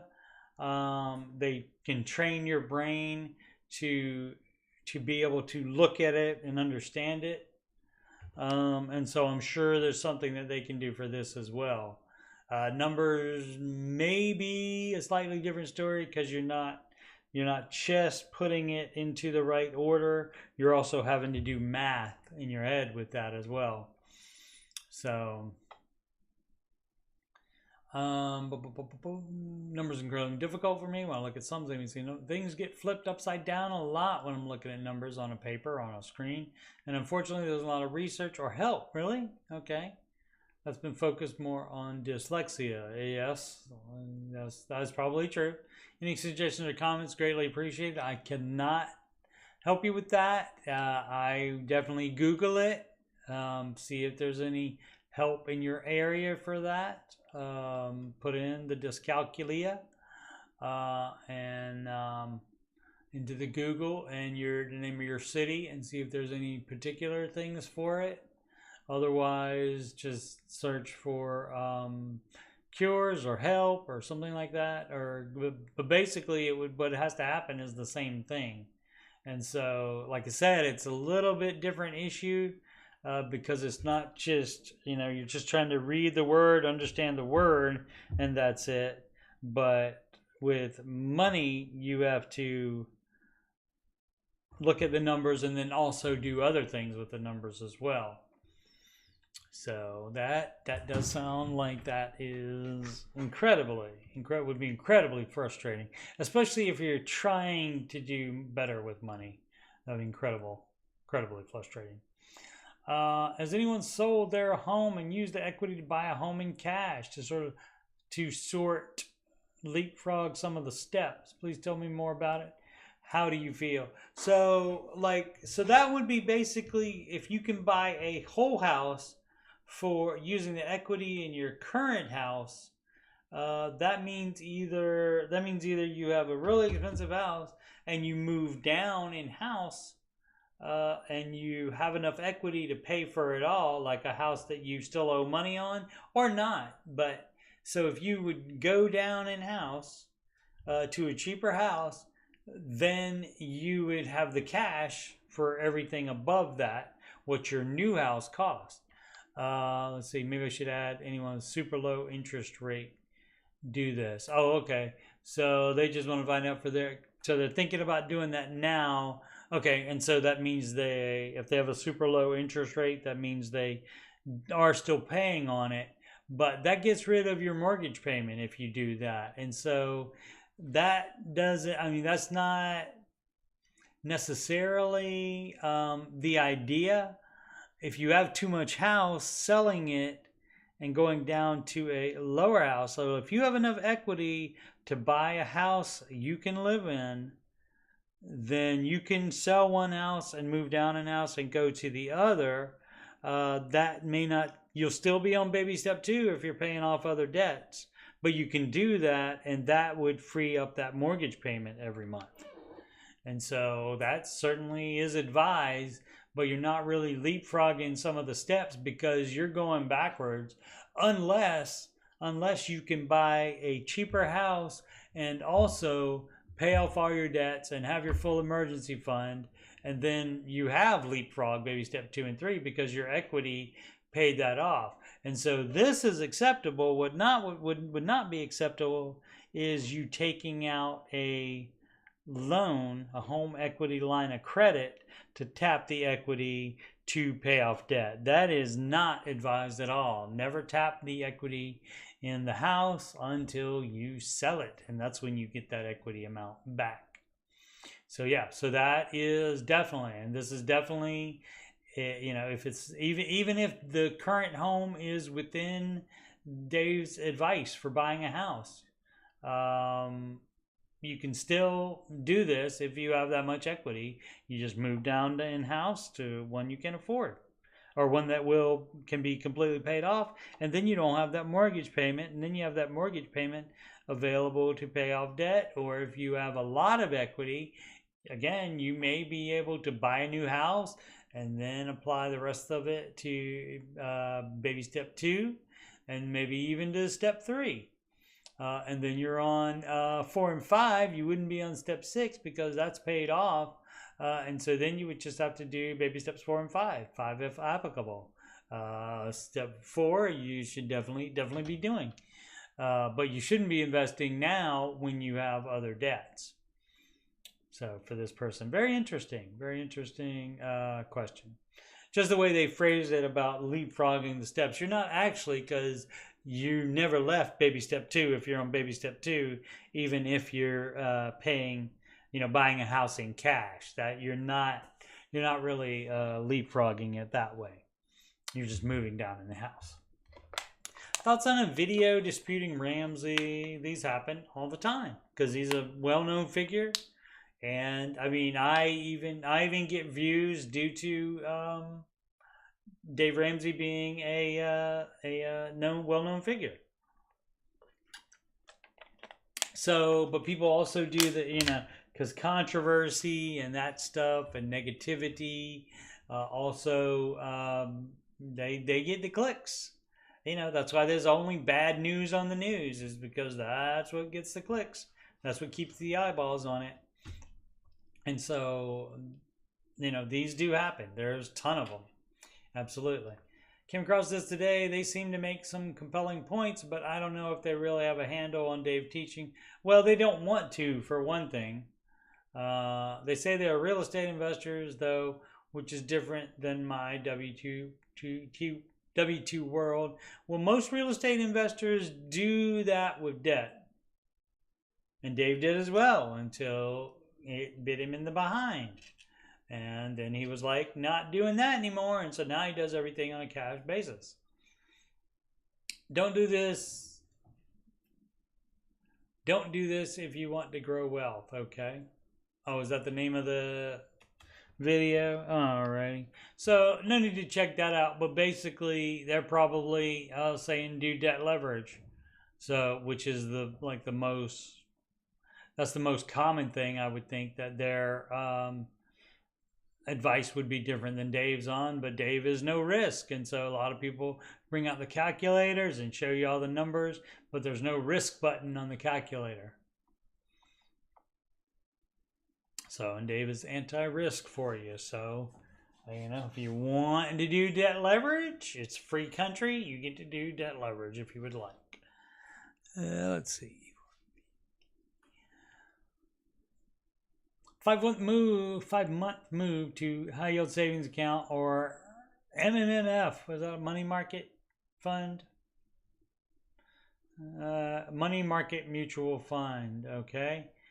I'm in a bit of predicament. In the new year, I've begun listening to the Ramsey show daily and really trying to put things into effect to build a future of financial freedom. That sounds like a great idea.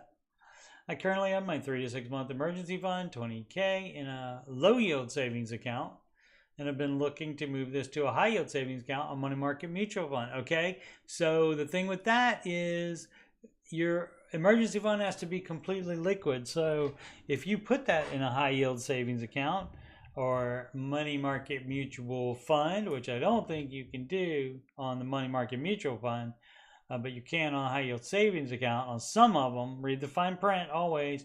You have to be able to tap that immediately if you have a mortgage. You have to have debit card or check writing privileges or both on that high yield savings account, or you cannot put your emergency fund in there.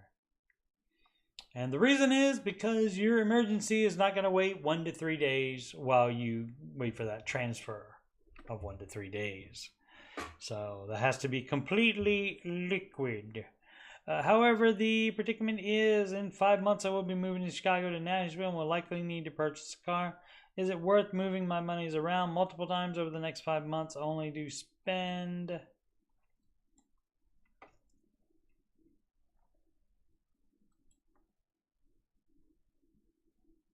Only to be spent? Or should I just leave it where it is for now and put any new savings budgeting to be $5K to the high yield savings account or mutual fund gains? Okay, so it depends on, as far as the mutual fund, I don't know about the money market mutual fund. I don't know exactly how that works, but if that's in a retirement account, you would not move that out of there. In the high yield savings account, you can, but again, if your emergency fund is going to be in there, then you would have to have immediate access to that. Again, debit card or check writing privileges. Read the fine print on all high yield savings accounts and anything else dealing with any financial institution. I know it's a pain, but then that way you're not surprised by anything later. So, and we'll likely need to purchase a car. Okay, so guess what? You don't empty your emergency fund to purchase a car because you're moving.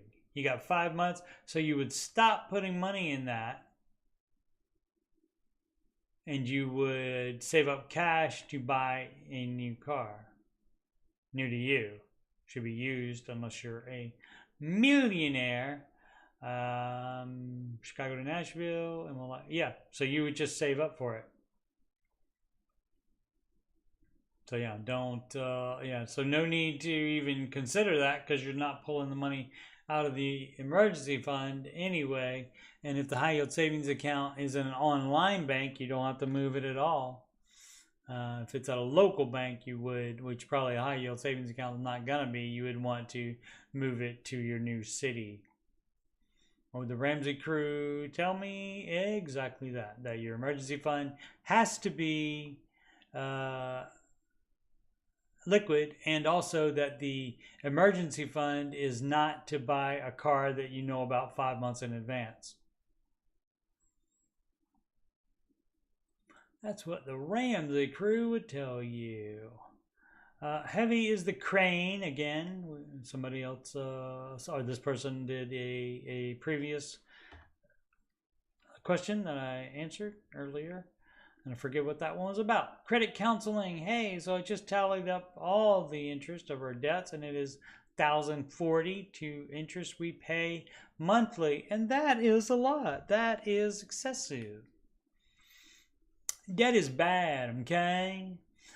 Is it worth calling the credit card companies to see if we can lower the interest rates, or should we do something like credit counseling? Like, okay, so they don't really counsel you. I don't think they counsel you, and plus you don't need credit counseling. You need to pay off your debt, and a lot of people like to do this for like debt consolidation and anything. Pretty much anything anybody's going to do for you as far as debt is going to be just they take care of it instead of you do, and they are going to charge you for doing that. So you can call the credit card companies and ask if they can lower the interest rate. You absolutely can, especially the highest rate, but you know, that's why you pay it off faster. But credit counseling, I don't think that's going to help you because you already know you have debt and you don't like it. So you have learned the lesson. So you don't need any help on credit, and credit score doesn't matter. So hopefully you've realized that as well, and you don't care about that either. So I don't think they can do, even if they are an actual credit counseling firm where they counsel you on credit or debt, and not just they take care of it for you for a fee. And what a lot of the debt consolidation people do is they have you give the money you were paying to the to the debts. You give it to the debt consolidation people, and they keep that money. That's their fee, and they just do not pay your debt. I talked to somebody a couple weeks ago about that, and they were getting ready to sign up for it, and they did not know that, and because I told them you can do all that by yourself, except the paying them thousands of dollars to take care of it for you. You can just let your debt go into collections yourself, and then later settle it for less. And that's all they're going to do. And so, but they're going to charge you for it, and you could just not pay it yourself. So, really a waste of money. I just am not sure what next step to take. There's no way out of it. There's no free way out of it.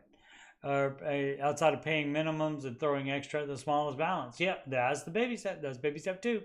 That's how you get it. Interest feels like we barely make a dent each month. So you have to do something drastic.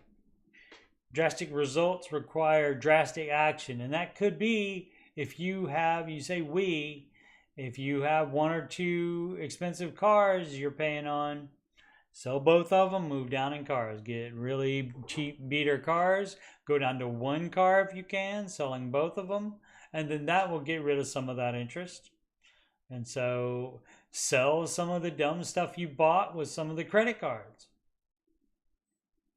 Sell that, and that will get rid of some of that debt, which gets rid of some of that interest paid each month.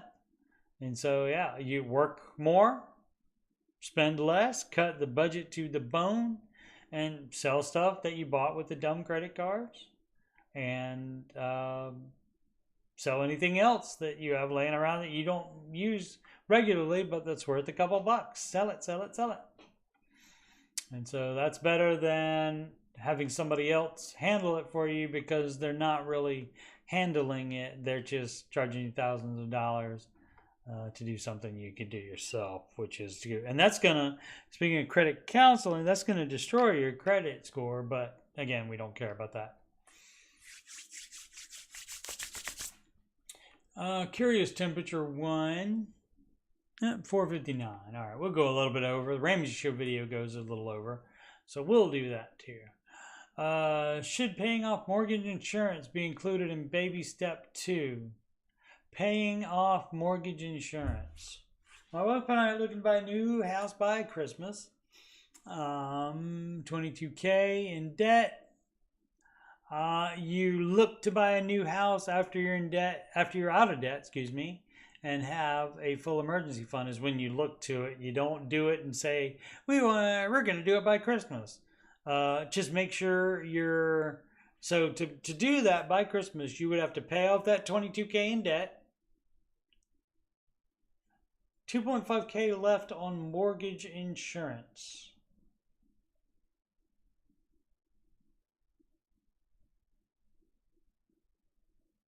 So is that the private mortgage insurance? So you have to take, so it's a 2.5K to,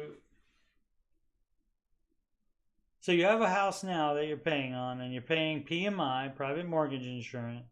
And if you pay the principal down by 2.5K more, then you'll be at the 80 to 20 ratio, where you have 20% equity in the current house, and then you won't have PMI anymore. No, your debt should be, because that's not debt. That's not debt. They don't charge. They just charge you an extra, depending on the price of the house. Starting at like $100,000, maybe 150 or something like that for a $100,000 house, and then it goes up from there. As to what it could be. And so, but you have 2.5K that you have to pay extra onto the principal to get them to lift whatever that amount is per month that they do it. So that's not debt itself. So no, that is part of the house payment. And so that is not included on baby step 2. So nice try, but no, I see what you're trying to do there. You pay off that non-mortgage debt first. Because even if it was, that would be mortgage debt, even if it was separate, but it's not separate. So, $300 a month for this per house. So, maybe you gotta, why are you selling, first of all? What's up with that? Is this as much of a no-brainer as I think it is? Yeah, because you don't do that. Is there a fee or process I'm missing? No, you often do have to ask them to remove it, though. They won't just, the computer won't just say, oh, they have 20% equity now. Let me remove that PMI fee for them. You have to ask a lot of times. So you definitely ask about that. I mean, it's still going to go down a little bit with each payment, and so that'll get lower and lower, but your priority should be on your $22,000 of debt. So that is not debt. Again, that amount is not a separate debt. It's not a separate debt. That is an extra fee on your mortgage payment. So yeah, but nice try. I saw what you did there. Trying to do that. Trying to free up that 300. I get it, but free up 300 by paying off the 22K in debt. Thanks for any insight. Edit for details left out. Okay. We should be debt free by March, excluding house. Okay, so it's just gonna. So by next month, you'll be debt free, and then you can save up your full emergency fund, and then you have to save up any down payment that you need. That the equity in this house won't, and don't be moving up in house, and then you'll be on PMI all over again. So don't do that. We just found and started this process this week. Okay, but yeah. PMI, not a separate debt than the mortgage. It's just a fee that is included in your mortgage payment. Alrighty, so that'll be it until tomorrow. We'll pick up with this long commute advice tomorrow, and generally don't do that, but it depends on the situation, and we'll talk more about that tomorrow. Again, Coach Steve Money at youtube.com/coachstevemoney. A bunch of different stuffs here. I've started doing a bunch more shorts lately, and should have done a bunch of those. A lot of Oak Island stuff as well, but money stuff as well. And so started doing more shorts, so you will be seeing those. If you're subscribed to me, you will be notified.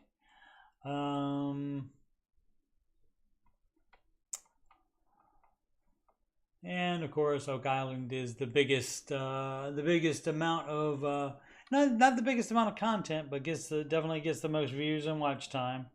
But this show, answering your financial questions, this will be episode 60, and this will be in this playlist once I'm done here. And there's 61, so there's a bunch of different questions and with all kinds of different things. I will be making shorts from this episode, I'm sure, at least one or two.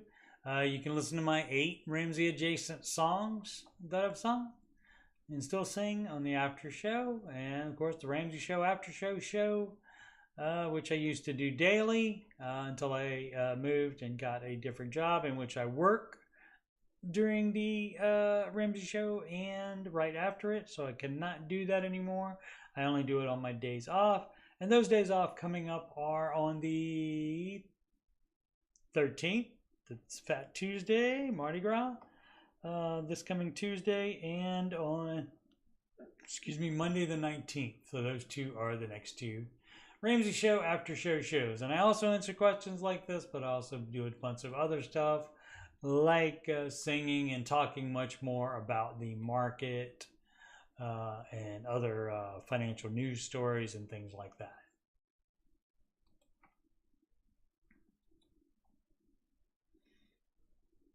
Alrighty, once again, I am Coach Steve Money, Ramsey Solutions certified financial coach.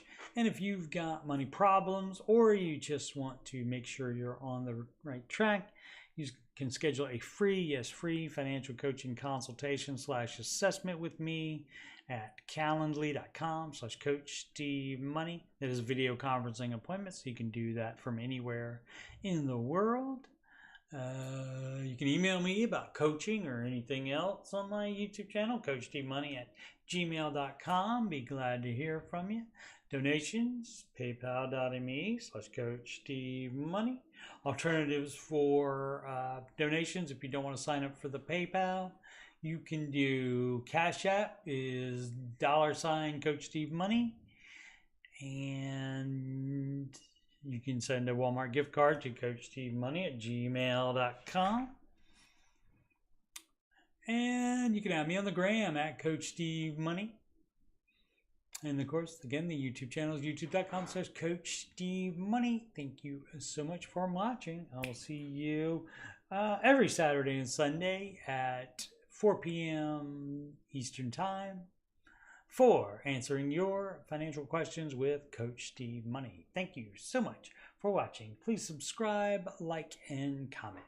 Thank you very much.